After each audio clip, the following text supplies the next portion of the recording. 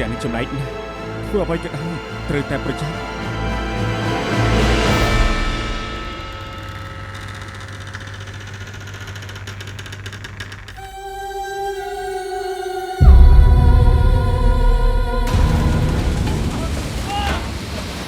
អូនស្រីទីនេះមានអ្នកស្លាប់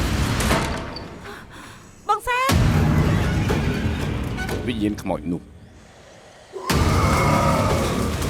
មាននៅយានទ្រព្យសម្បត្តិតចំនួនអ្នកក្រៅហាមចូលទៅឲ្យសោះ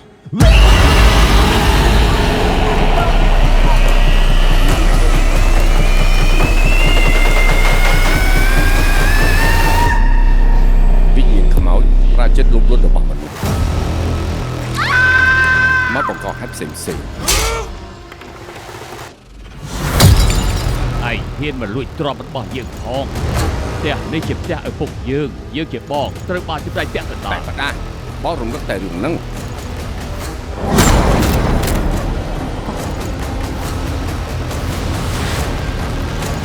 មនុស្សប្រៃផ្សៃដូចឯង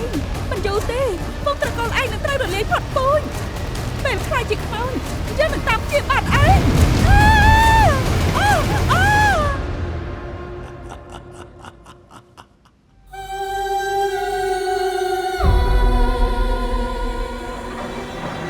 ឯងនឹងខ្លាយជាខ្មោចយាមទ្រព្យរបស់តកូលម៉ាយើង